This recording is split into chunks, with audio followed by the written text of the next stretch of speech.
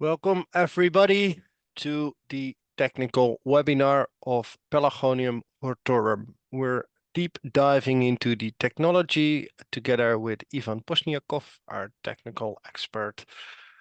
Feel free to make use of the Q&A button at the bottom of your screen during the presentation.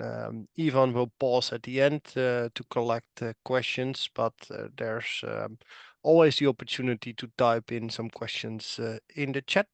So thanks for joining, and Ivan, take it away. Thank you, Michael. And I would like to say thank you everybody who is joining us today and who will see this webinar later on in the recording. And I welcome everybody who is like flowers, our customers, our fellows who is chasing Syngenta in a social media and like the flowers. I like that. And let's start with the Pelargonium today. Today we will talk about the seedling stage and the young plants production stage for pelargoniums from seeds. And we, of course, will concentrate it today on our fantastic seed assortment. And let's start with the overview of our assortment. Of course, not spend too much time on this table at this moment. I just put it here just to make an impression on this great fantastic assortment. We have different type of species suitable for any kind of application, from small packages up to great and big landscaping and big patio pots. Here in this table I placed all varieties in size wise, from a smaller one, multi-bloom, up to largest one, Maverick. And Maverick even can reach up to 40 centimeters. You can imagine it's so bushy, it's so branching and covered with the bloom, big plants, really big plants. It's like honestly like a shrubs. But at the same time, most of the varieties is very uniformly. Even the dense, even the Cabaret series. It's and even the denser, it's OP varieties, but it also has a very nice uniformity. And of course, each variety has its very own specific performance. Let's look at the table. I tried to place those varieties in a size wise from the smallest one, but I'm so sorry I'm not able to put it into the one slide. So I split this table on the two slides, just only because we have a very broad assortment, as I mentioned formerly, and we started with the multi-bloom. Multi-bloom is a regular F1 series, is a compact one. It's very suitable for PAX production and a high dense production, and high intensity production. And it is this series is one of the earliest. Together with Inspire, you're able to reach the series from a sowing time, even within 8 or 10 weeks. And this series is quite compact, very branchy, very nicely, and looks nicely and looks very branching and looks very bushy. And next series, Ringa. Ringa is medium-sized series together with Cabaret, but Cabaret offering as a mix is a very efficient mix to create colorful landscaping. And the Ringa is a series with a huge amount of colors. You can imagine 10 colors presented in this series. This series quite mature. It lives on the market already more than 10 years. So all the customers can be confident on this series. It will performs very well in the pots or in the medium part of landscaping. It's not so tall, but it's suitable for landscaping as well. And of course, Cabaret is a nice and very efficient variety to create a nice colorful landscaping again, and it's offering as a mix. And it is OP varieties. It's not F1, but the plant is also very uniform. And let's go to the Dancer. Dancer is a medium size series together with Horizon. Dancer offered in 6 colors, and it is also OP variety. But despite of these OP genetics, this series very close in uniformity to F1 varieties. But and of course Horizon is really F1 varieties. It's really suitable for medium-sized pot plant production. If you would like to be a pioneer and if you would like to be very successful Pelargonium producer, please choose Horizon. And the next series will be Pinta Premium. Why we call it Pinta Premium? Pinta Premium quite closer to Horizon. It also has a normal green leaf, but Pinta Premium has 14 colors. It with also very unique, very interesting color patterns with the stars, with the rings, with the even with a spar, even with a um, dots on the petals, and it's look very fantastic. And my favorite Pinto Premium is White to Rose. This variety from this series able to change color, and it will entertain your visitors. I mean the landscaper visitor, and will entertain your cast and consumers because of the changes. Petal color changes. Horizon Shadow, quite close to Bull's Eye. It has interesting bronze and very attractive bronze colored leaves, but it's slightly smaller than Bull's Eyes. Both series are close to each other, but in each series you can find unique colors. Divas is a Divas is a very unique flower color pattern. It has a unique flower color pattern with a blush and with a colorful edge, and you will amaze your end consumers because of this color pattern. And also in our assortment we had a bigger one, Quantum, and Quantum has a very unique petal shape. It has a star petal shape. It maybe sometime this variety can recall the pentas, but these flowers looks not really like a star. It looks like small butterflies. And the Maverick. Maverick is most popular cereal in South Asia countries, especially in India. Customer very love this series because of very wide color range. You can imagine it also as a Pinto Premium has a 14 separate colors with a very fantastic color patterns like stars, like rings, like color with the dots, like a bold colors, like for instance. Most popular is a dark red, Maverick dark red series, sorry, variety. And this variety, made to say one of the largest. It can reach up to, you can imagine, reach up to 35-40 centimeters, and you able to create very nice patio pot in made to say high-end patio pot, because plant is not stretching, plant is bushy, and plant is branching very easily. To understand and to learn more about this fantastic colorful Pelargonium range, you can visit our catalog. Please use QR code. Here you can find it in the bottom of this page, and where you can find the entire assortment with all colorful varieties. And let's go to the technology. What is the success? How you can reach a success with the Pelargoniums? Pelargoniums, honestly, not very difficult crop, but we have a five success component of the production of the entire production process of Pelargoniums. Pelargoniums is a crop which likes, despite of a very wide range of the acid like crops, Pelargoniums is alkaline like crops, is made to say exception of the from the other crops. It is closer in this kind of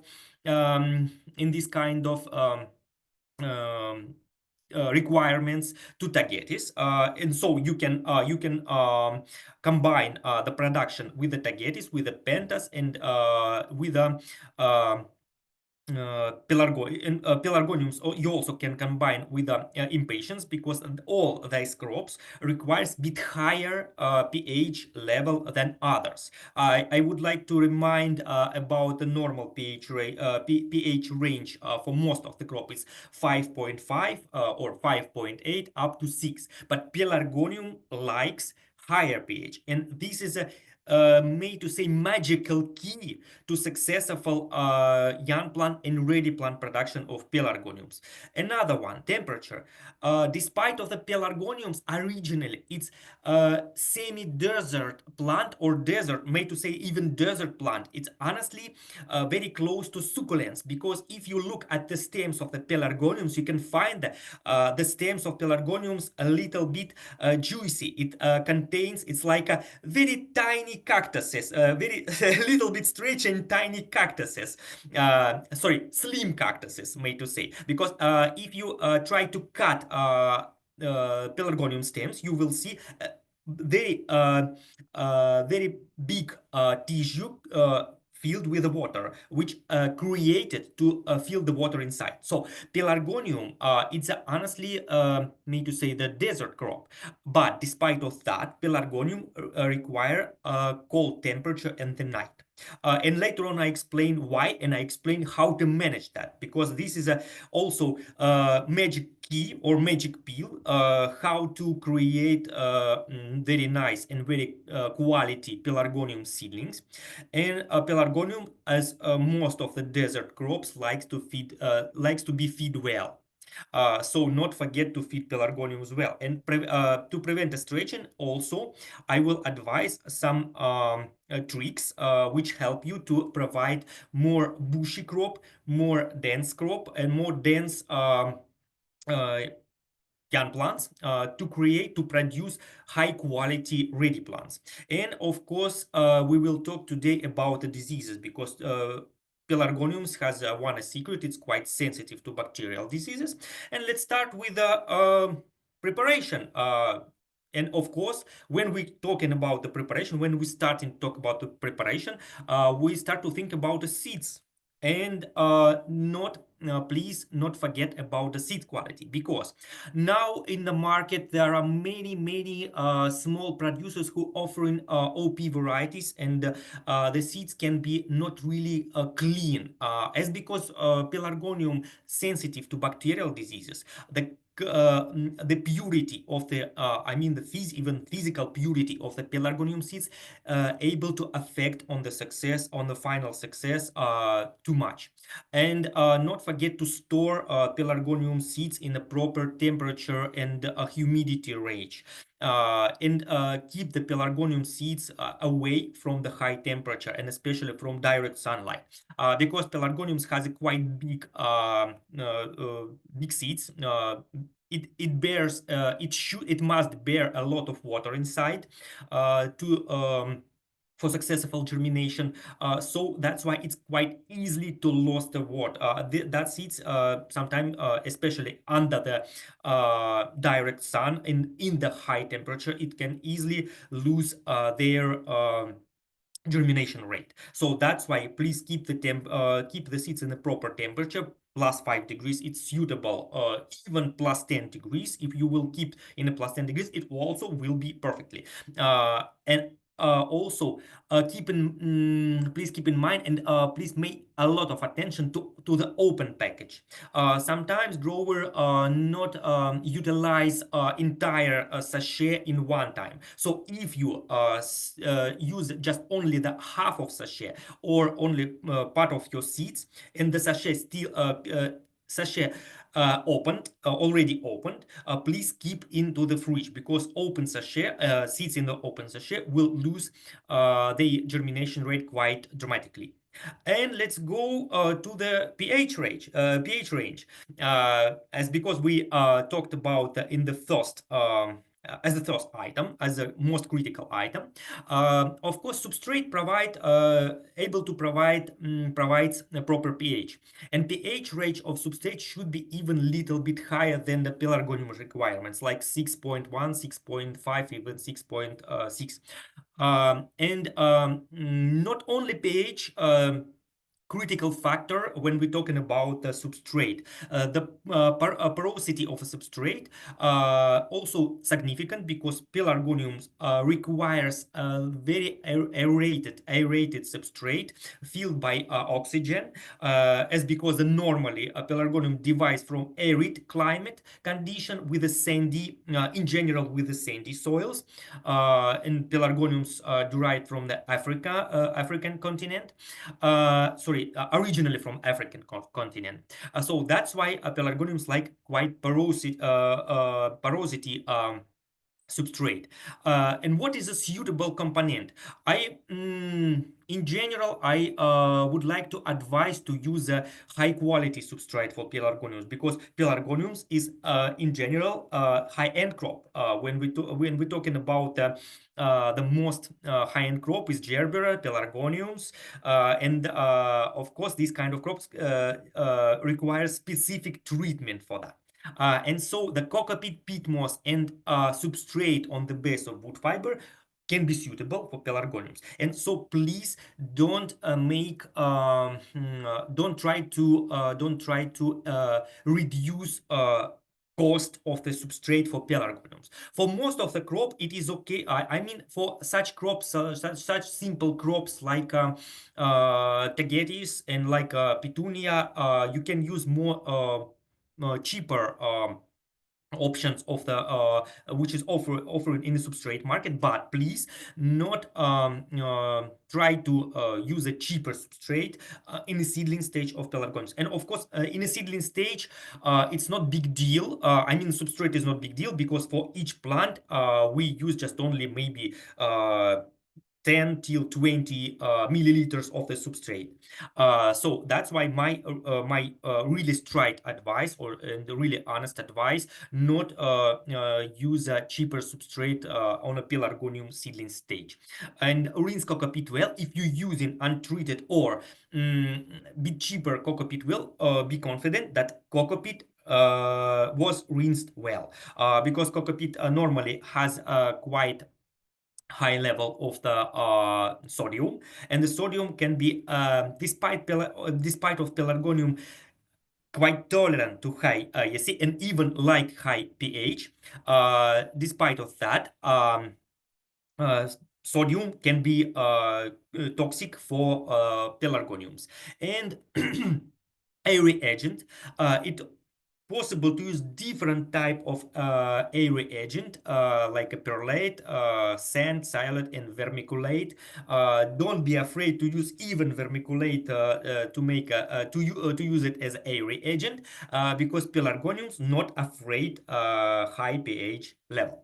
And let's go to the entire to the other condition which we should provide which we should provide for pelargoniums to a good germination rate. The normally grower using a tray with a 288 cells or 120 or 122 cells, and I sometimes advise to use especially for the fast growing varieties like a maverick, I advise to use a bit bigger trays. I mean the trays with the slightly bigger cells, because it will help to create more compact plants, and it will help to avoid stretching. And Pelargonium normally not needs to be sown as a 2 or 3 seeds per cells. One seed's absolutely enough because normally Pelargonium has a very nice germination rate, like 85-90%. And seed needs to be and must be covered with a vermiculite or with a perlite. It's but better use vermiculite to covering the seeds. And the temperature should be on the level 23, 22, 23. Why it is really critical factor because pelargonium very sensitive despite of it is desert crop. Pelargoniums are really sensitive to temperature, especially in the seedling stage, because in natural condition pelargoniums start to germinate in rainy season or in the end of in the mid of rainy season, and that time in her motherland normally temperature quite low, and so that's why pelargonium requires may to say I cannot say 23 degrees is a low is a low temperature but pelargoniums if we compare this temperature with the average temperature in a lowland of Vietnam or um, Thailand or maybe Calcutta and Bengal region in India, of course, this temperature is quite low. So that's why it is critical factor which affects on germination very strongly. And here you can see how it works. Here you can see the experiment which uh, when uh, when the experimental created different temperature range for different pelargonium batches, and here you can see how strongly it affects on the pelargonium germination rate. 24, 23 and 22 degrees centigrade are very suitable for pelargoniums, but if temperature increase even up to 27 degrees, the germination drop down dramatically.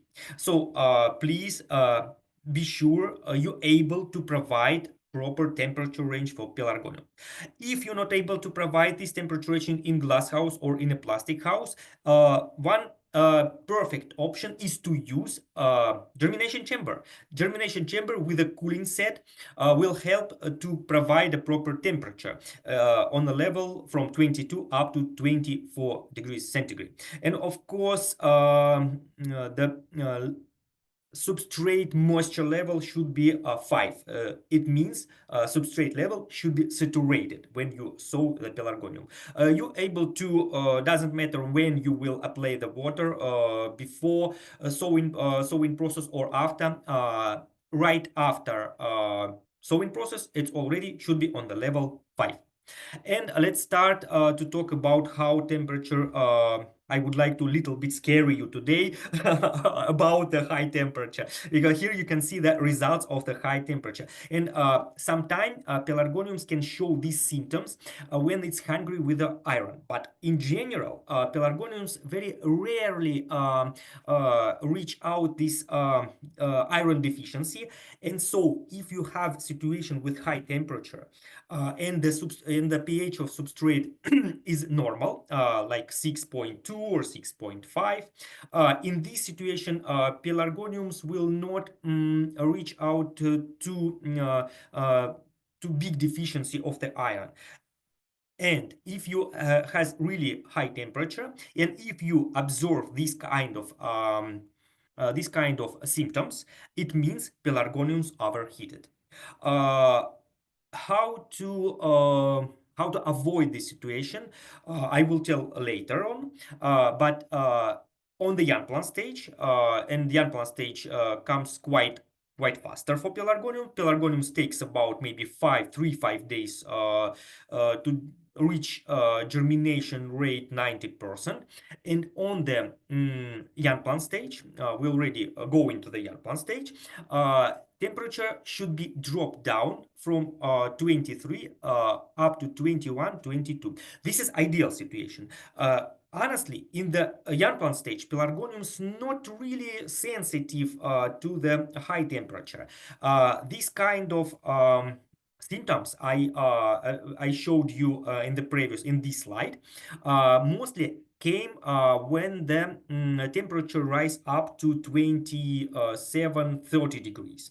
If temperature still below the 27 or sometime even 30 degrees, the pelargoniums developing quite well.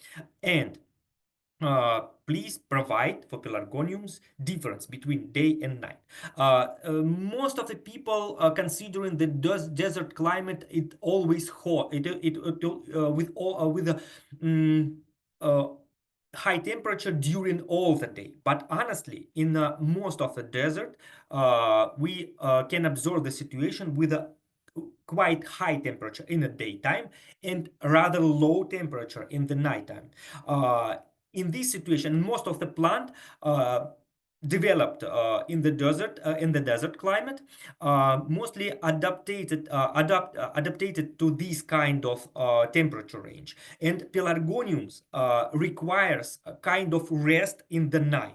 And so please provide this temperature for the good rest of the pelargonium seedlings during the night.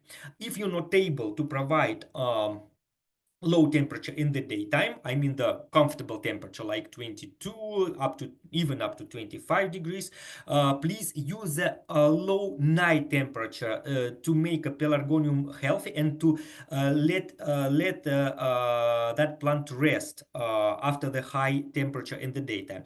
And of course pelargoniums likes light, but in the seedling stage it's better to provide a little bit shade in place with a light intensity 20-30 kilolux. And if you will provide this kind of condition, you will receive you will receive healthy plants.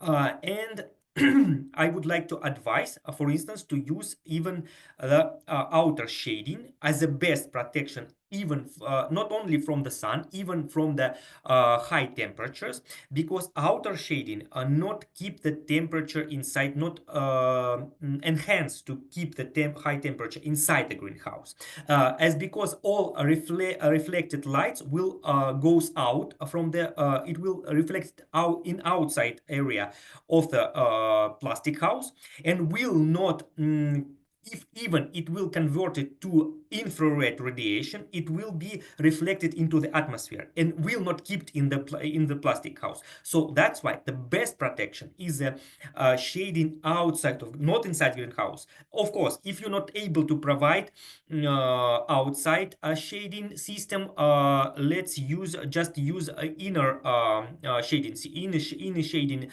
nets, which normally provides about the 70-75 or at least 35% of the entire sideline. And another best tool how to cool down the pelargoniums in the plastic house with pelargonium seedlings is a cooling evaporation system. Here I displayed in this picture upper side cooling system with the nozzles with the sprinklers installed in the upper side, but it also possible to use under the table, and it even will be more beneficial to the plant. It will not overwater the plants, and it not brings a chance to overwater the plants, but the water will take hot temperature during evaporation, and this kind of system, I mean the cooling evaporation, able to reduce the temperature up to 5 degrees centigrade. And let's go again about watering and about young plant stage. During the young plant stage, keep moisture level of the substrate between 4 and 3, and allow substrate little bit dry out between the irrigation. So when the substrate already reach out and dry out up to level 3, let's give it be dry out little bit more, and only after this drying out, apply the watering again. And of course water must have pH range 6.0 6.5, because if you provided a pH only with the substrate but not with the watering, the water will decrease. Water with pH 5.5 will decrease pH range in the substrate after maybe 5 6 watering cycles. Let's talk about fertigation of pelargonium. Pelargoniums really like to eat mineral fertilizer. It's made to say the pig crop can called like a pig. The more food you can get, the stronger plant will develop.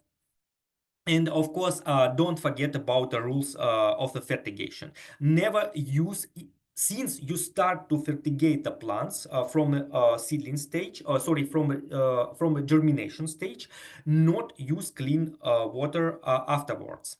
Uh, Another point, another critical items you can keep in mind to avoid any kind of mistakes. Don't use too much phosphorus, because sometimes, especially in a low calcium fertilizer, phosphorus also able to decrease the pH.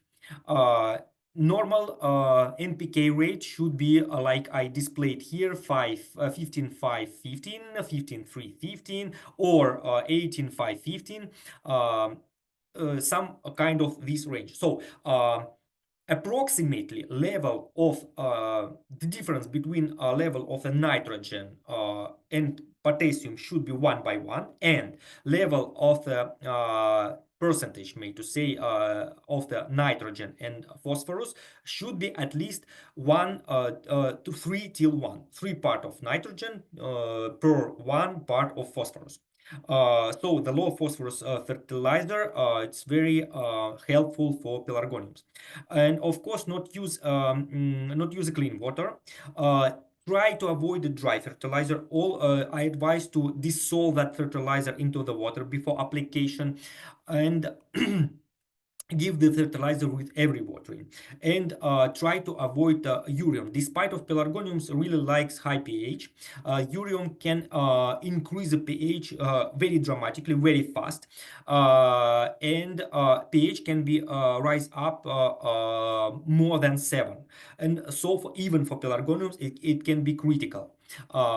And here I offering to you average, or may to say the example of the fertigation scheduling. For instance, every week we apply the watering 4 or 5 times, depends on the sunlight, of course. This is just an example. This is not straight advice how to apply the watering and how to apply fertilizer. It's just a scheme to understand how EC should be changed in the watering. For instance, we start to apply the clean water during the sowing, during the direct sowing of the seeds into the substrate. And during the germination rate, because we applied quite high level of the substrate moisture,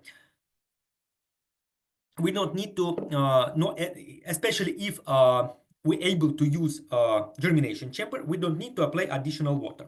So, and we starting to water we starting to give the first watering during the first week of the young plant propagation process. Since we taken since the trace with the germinated seeds been taken from the germination chamber into the greenhouse, and since that time we start to apply the fertilizer. Please don't increase fertilizer with every watering too high. The difference between previous fertigation level, I mean the previous EC, and the present EC should be 0.3. So, and here you can see first watering 0.7, second watering 1.0, third watering 1.3 already. This fourth watering can be the same, or also can be increased on 0, not higher than 0.3 millisiemens. And not forget to provide calcium and magnesium, because calcium help to keep substrate in a high pH range, in a range between 6 up to 6.5.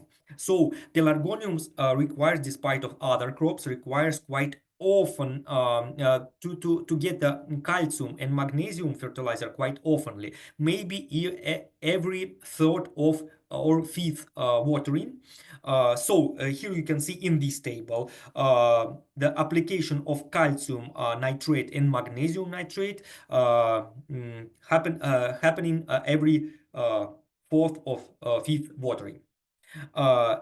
So let's go to control how we can help the plants and how we can control the process of fertigation. Not forget to measure the pH, and pH should be measured 2 times. Not only one time. Every time I advise to use before every watering, I advise to and I strictly advise to measure pH in the water before you apply this watering solution to the plant. And please don't forget also measure EC, not only pH. pH and EC should be measured. And measure EC and pH. Of course, if it's applicable, depends on the it should depends on the young plant stage. If we have especially late young plant stage, like a week 3 or week 4, we have to measure pH and EC, and I really advise to measure the EC and pH in the substrate. This help to understand did you provide proper level pH and proper level EC to the plant? Because this type of measurement will help you understand what's happened with the root system. Did you provide proper level of EC? If EC in the media kept in the level 0.9 till 0.75, and for pelargoniums is also can rise up to 1.3. If the EC level within this range, it means pelargonium being fed well, and pelargonium not hungry. And of course, pelargonium can show you when it's hungry. But in this situation, pelargonium already suffered with a deficiency of the mineral elements, or with efficiency of mineral elements, or with improper pH. If because plant, of course, it's not animal, it's not human, it not tells you pelargoniums and plants, and not any plants can tells you immediately that they are not satisfied with a pH level or EC level. So that's why these tool will help you to understand how you feed your plants. Instead of plants, these pH and EC level in the substrate can tell you really did you satisfy your plant or not. But if plants already shows you deficiency in the leaves with a chlorosis or with improper development, it means plants already need to be rescued. So you already stepped to the really in dangerous situation, and you need advice. And you need to apply one quite of emergency tool, like spraying with a different kind of fertilizer on a leaf. So please not let the situation up to this stage, and measure EC and pH in the substrate to check did you satisfy your plant or not, and make your plant healthy with this. And another critical items, as because pelargonium is a sun-like crop, it's try to reach out as much sun as possible. How normally plant did this? To reach out the sun, plants start to stretching to be higher and to collect more plants than competitive plants surrounding that. And pelargoniums doing the same thing, but pelargoniums not stretching their stems. They start to stretch in the petioles. And so to avoid this situation, there are a few tools which help to create a more bushy, more compact, and more strong plant. And of course, day and night difference. So if you're not able to provide lower temperature and comfortable temperature in the daytime, please provide it in the nighttime, and use a low night temperature as much as possible to let the plant rest from the high temperature in the daytime. of course, provide the food, because higher EC provides lower height and lower stretching. In previous webinar, I already explained how it comes with a higher EC concentration, how it works. Today, I will not touch because we are limited in the time, of course, because we have also many items to go through. So that's why I will not explain in details, but if you provide proper EC, it will help even better than when you apply PGRs on the plant. And of course, if you would like to create a more bushy plant in the situation with a really high temperature and at the same time low level light, because this situation can very easily lead the plants to stretching process. In this situation, you can apply a cycad cell because pelargonium not sensitive and not responsive to benign. This is one critical thing. If you try to apply benign, it will not work on pelargonium, even in a high concentration, because pelargonium is not sensitive to these PGRs.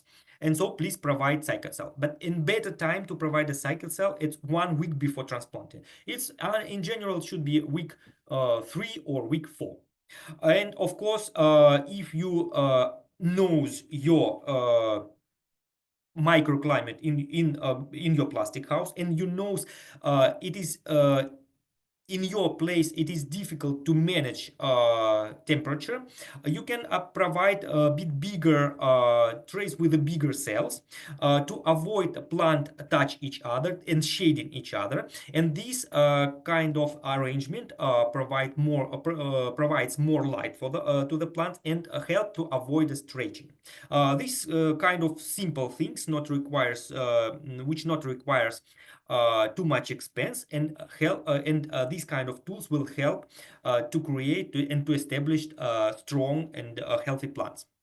And let's go to another topic. It's already fifth topic of our conversation today is pelargonium disease management. And pelargonium honestly sensitive to bacterial diseases, to xanthomonas and pseudomonas.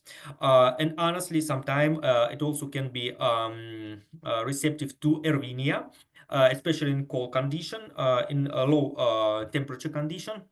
But there is a few tools how to protect the plants, and these tools are quite effective.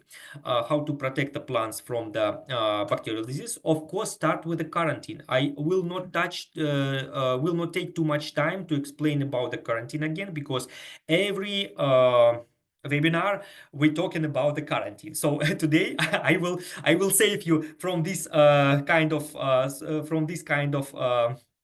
lessons. Today we will talk just only about the one small part of quarantine.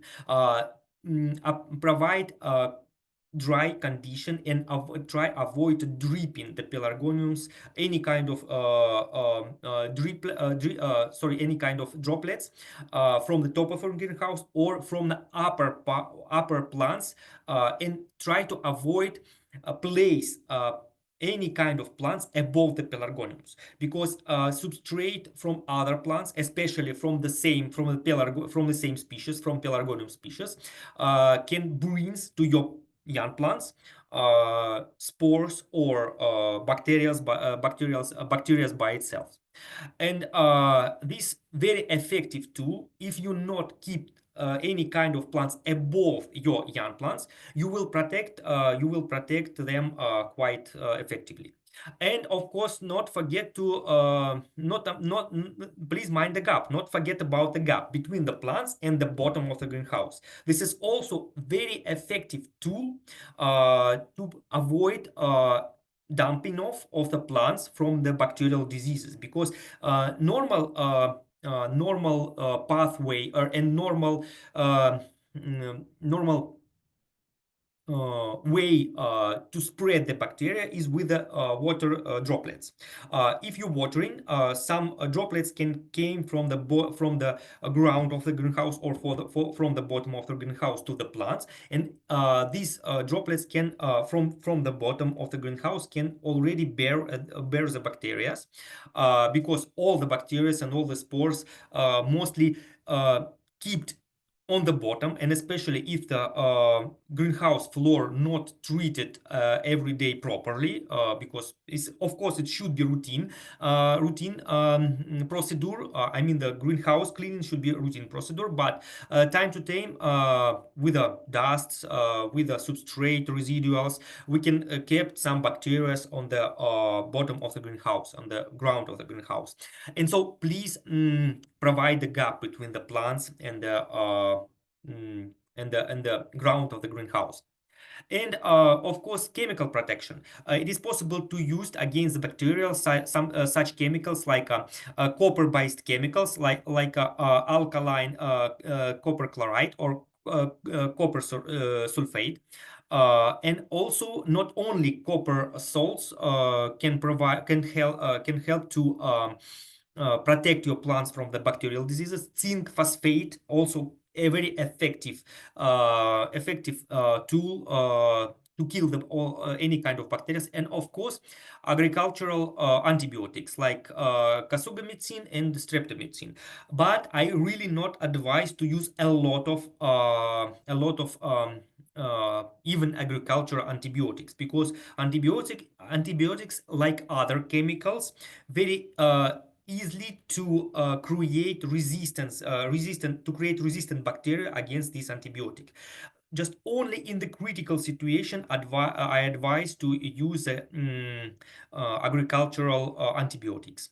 And please don't forget to rotate the chemicals. So for instance, if you oftenly apply copper-based chemicals or zinc-based chemicals, please change that after 4 or 5 applications to avoid resistance of in the bacteria and fungal diseases, of course, which can came after many times application of the same active ingredients. And let's talk about the other diseases, because bacterial pelargonium sensitive not to many kind of diseases, but the most common diseases like alternaria, pythium, and botrytis, critical for pelargoniums.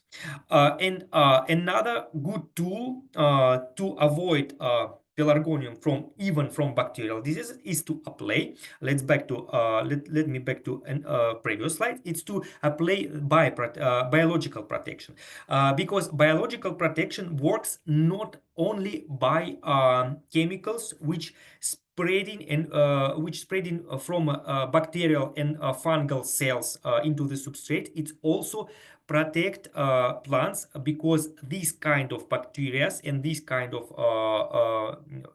fungus can interact with the plant and make the plants more healthy. It works like a um, symbiosis interaction between these kind of bacteria from the bioprotection chemicals and the plants. And if you fill the substrate before plant sowing with these kind of chemicals, it will protects your plant very perfectly. And you later on you not need to apply any kind of chemicals, and your plant will still healthy if this kind of bacterial diseases, of course, taken from the proper sources, from the proper vendors, and if it kept well, because please keep in mind that any kind of fungal and bacterial compounds needs to be stored in the rather cold temperature, like 20-15 degrees, or not keep that chemicals in the extreme temperatures. And once again, please don't forget to rotate chemicals. Here I provide a different name of active ingredient. With using of this name of active ingredient, you can find in your particular location proper chemicals on the base of active ingredient. And I provided here the few for each disease. I provided a few chemicals, a few active ingredients to provide rotation of these chemicals. It will help you to use a different type of chemicals. If you see any kind of course, if you see any kind of things of the bacterial and fungal diseases, and not forget also to check phytotoxicity, because if you, especially if you apply rotation of these kind of chemicals, you will sometimes you will use a new chemical for your plants. So in this case, especially in improper concentration rate, these chemicals can be also dangerous to the plants, and also can damage the plants. So to avoid these kind of mistakes, please provide a phytotoxicity. What is this? Phytotoxicity, if phytotoxicity test should be proceed before you apply these chemicals on the entire quantity of the plants. Just take a few plants, apply these chemicals you would like to use in the greenhouse, in your plastic house, and check plant statement day after. If the plants grows well, if plants didn't damaged by these chemicals, and not since any improper development, it means you're able to apply the chemicals on entire quantity of the plant. I think we touched all kind of secrets in background of Pelargonium production. I want to say thank you for all visitors who join us today and who will watch this webinar in recordings. And please, if you have questions, and especially if you would like to order the Pelargonium seeds from Syngenta and Floranova, reach out your key account managers. And if you have a technical problem, you can reach out me with my mail or WhatsApp, by my mail or WhatsApp. And I, of course, as usual, I would like to wish you a nice season, a successful season. Thank you very much. Thank you very much, Ivan. Would like to open the floor for questions. If you have any question to Ivan, please make use of the Q&A button. Then we will discuss this in the group.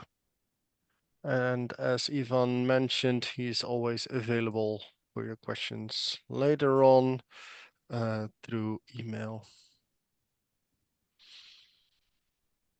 I see that at the moment there are no questions. So again, I think it was a very clear story. Thank you very much, Ivan, for yet another very informative webinar. And I wish you all a very nice day. Until the next time, Ivan, next session, the second part of Pelargonium is? We'll be on the next week. All right. Hope to see you all then. Bye-bye. Yeah. Bye. Thank you very much, Michael. Thank you. Bye.